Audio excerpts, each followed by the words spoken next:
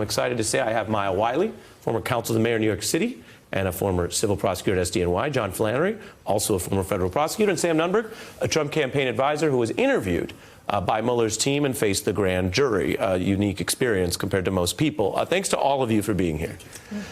John, when you look at this timing, we now learn that the report would come Thursday. In addition to what else we know, does this strike you as on the level or concerning? Oh, it's concerning. It fits a pattern that's been transparent, unlike what I expect will be the Mueller report. I think their theory is that that old Zen question, if a tree falls in the forest and there's no one there to hear it, did it make a sound? In this case, that means, does anybody hear it who can act on it when Congress is not in session and it's Easter weekend? And even the talking heads will probably be challenged on Sunday as to how much they talk about this. And how many trees have to die to print how many Mueller reports? Well, I think there are a lot of trees that have to be printed about these people. We have a few indictments. But these trees, you think, are giving their lives up for a cause of information and hopefully truth? For obstruction. Yeah, we have a slight disagreement there, but in characterization. But yes, I think I don't go as far as you. But your point being, what will happen? Well, will people be able to understand and learn about this? Transparent is a word in English that is not subject to distortion. And we are not going to be transparent. We are going to have, I don't know, a stained glass window, which is opaque in parts, probably because of the grand jury material, especially because he never went to a judge and said, can we have this? Because it's in the public service and the public interest to know what really happened here. And we're so confident that our president hasn't done anything wrong. Let it all be out there. When you worked as a prosecutor, if you had an important announcement that you wanted to garner attention or that you just wanted to proceed in the normal way for, as you put it, transparency. Yes. Would you find the eve of Good Friday and Passover the right time to do that? No, because you have a public function when you indict someone. That is, you're trying to discourage and deter others from committing the same crime. That's why around this time of the year, we have tax indictments to teach the public that this is something you got to be careful about doing. And when we wanted to say something to the public, we said it to the court. We put it in a pleading. We put it in a conspiracy. We put it in a means clause. There are reports that you can have the grand jury make. None of those things have happened here. And the most outrageous thing, I think, is we have to ask, why are the targets not invited to the grand jury in question, even when they were subjects? And one way to kill an investigation is not to do it right, not to talk to all the people that are necessary. And you're worried about the process there. I'm interested in the news today. I'm very interested, Sam, in we're learning about how the Trump Justice Department is going to deal with what, according to Giuliani and a counter report, apparently requires something to counter.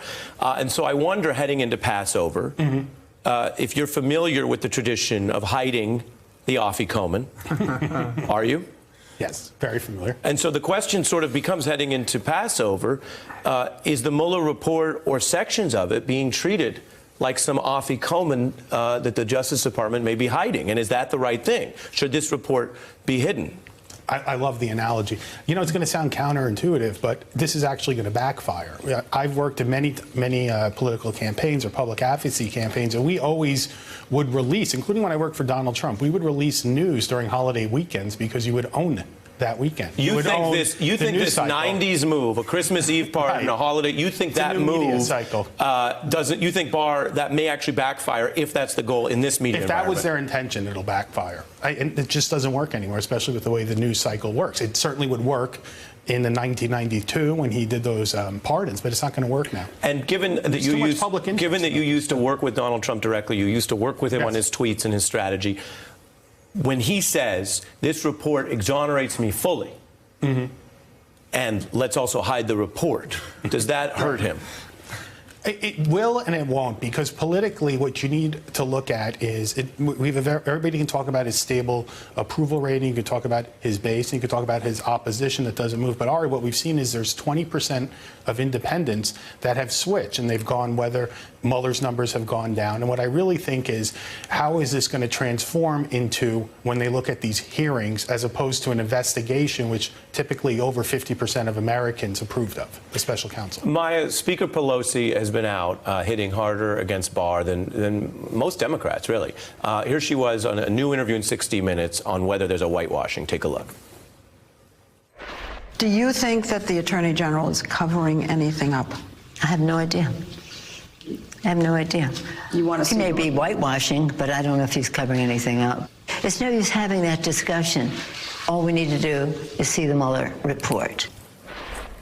As you look towards what may be Thursday, what is important here? Because obviously there was a desire by the Trump folks to pretend the letter represents the report. Now there's going to be a desire to say whatever comes out is the whole story. We don't know until we see it how much redacting has been done. And how many colors and what shade of report. I think what Nancy Pelosi is saying is important in the history of William Barr, because we both have the fact that he testified at his confirmation hearing and said, I think it's in the best interest of the American public that as much of this thing gets made public as possible. As John reflects, he had opportunities to do that. He did not take. Then he releases a summary, which really is, I think, by the way it was written, a whitewashing, meaning if we hear that there were summaries he could have made available that he did not, much more quickly, that suggests that he was trying to game the system.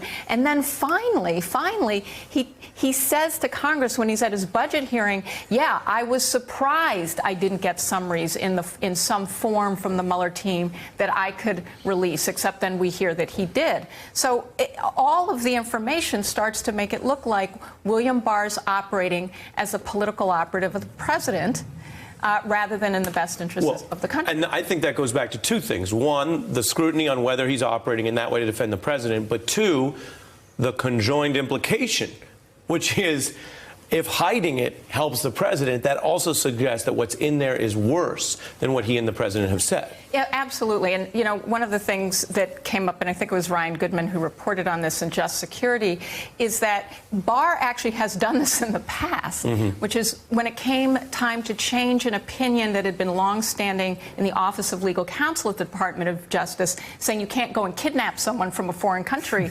He actually hid that report from Congress. He refused to make it public. Congress had to subpoena it, went through a long court process to get the opinion that normally would have been turned over to Congress as a matter of course. So I think there's reason and there's history to be concerned. And this is where I'm interested also in your experience advising and being a counsel to a politician, which is different. You have to worry about the worst faith interpretations, right? I'm sure you advise Mayor de Blasio, who I've said on this broadcast, many people like him as a progressive, and many people in New York have beef with him. Is that a fair assessment?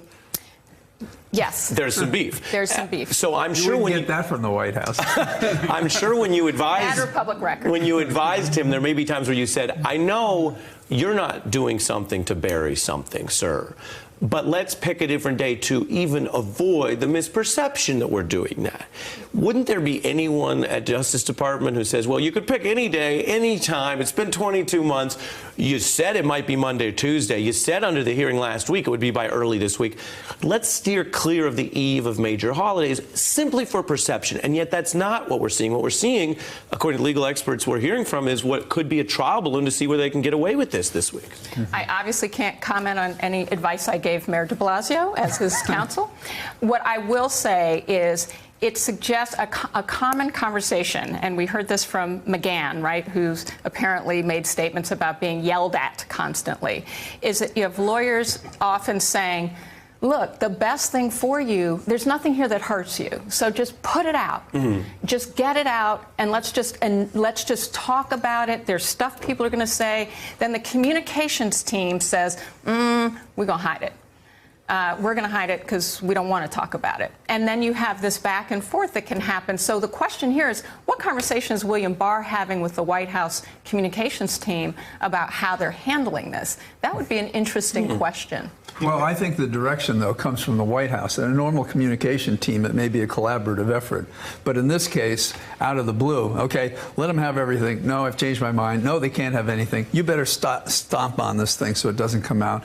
Don't go to the court. Don't get anything released, and he would be an impossible politician to advise because he doesn't listen. I also think he's in an impossible situation, though, having to deal with the Trump White House. And this is somebody who has said, you know, he believes in the unitary executive. If you look at the memo that he wrote, he believes that, you know, officials, there is no independence in that executive branch. And working for that White House, I would give him, I'd give him a compliment for being able to get this out in that time frame, frankly, because I always assumed that we would have a longer delay getting this report out. In light of the Trump White House, in light of Emmett Flood being hired, in light of Donald Trump. But again, when you say that, you're a former Trump advisor, and you've spoken out independently as well, but you're a former Trump advisor saying you'd want to delay or hide it because there's something bad in there. I mean, it can't be both things. Right. Either the argument is, hey, this was mostly about tweets and his unusual style, but at the end of the day, there was no conspiracy indictment, so there's really no underlying crime.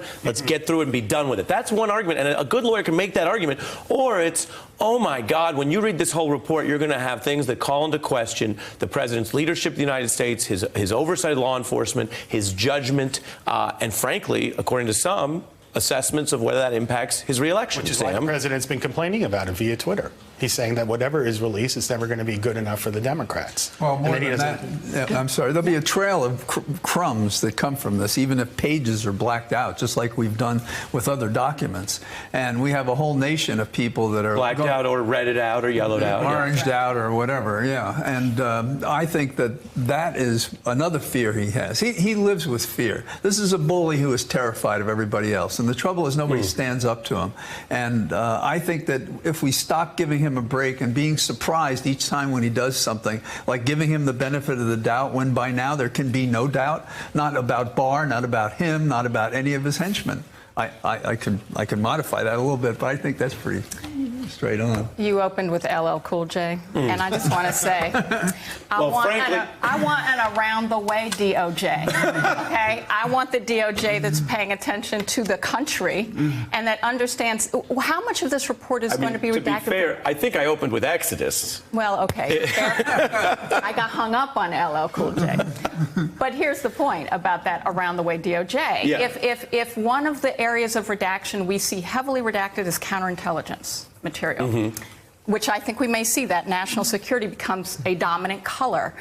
We have 5 countries that alerted us to the fact that Trump aides had been heavily in contact with Russia and were concerned. We have the issue of whatever ongoing counterintelligence investigations may be going on, which we will not find out about.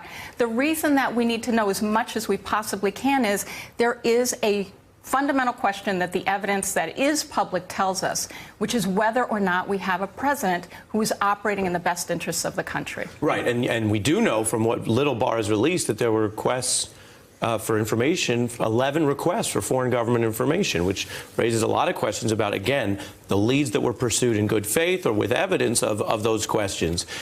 Sam, I think by Friday, the question will be, why is this night different from all other nights? I'll be asking it at the You'll be asking that? Are you the youngest person at your Seder? I'm the youngest. Actually, no. No, this year. Someone will be asking that, and the answer always is a family exploration. But one of the answers may be because potentially they just dropped the Mueller report. We'll find out. Yeah, we're hoping this problem will pass over, just like the angel. Maybe some bitter herbs. You can have the Haggadah in the Mueller report, right? Well, that's the question. I think and I hate to do this. It makes me uncomfortable. I think Maya's question is whether the report for Trump will be something like a Hillel sandwich, some maror, some bitter herbs, and some sweetness. No, you didn't hate to do it. You just wanted to. I was very happy to do it. I want to thank a very special panel on set in New York, Maya Wiley, John Flannery, and Sam Nunberg. Much to discuss, and we'll be calling on all of you and your expertise as we get the report. Hey, I'm Ari Melber from MSNBC. You can see more of our videos right here, or better yet, subscribe to our YouTube channel below. You could have been anywhere in the world, but you're here with us, and we appreciate that.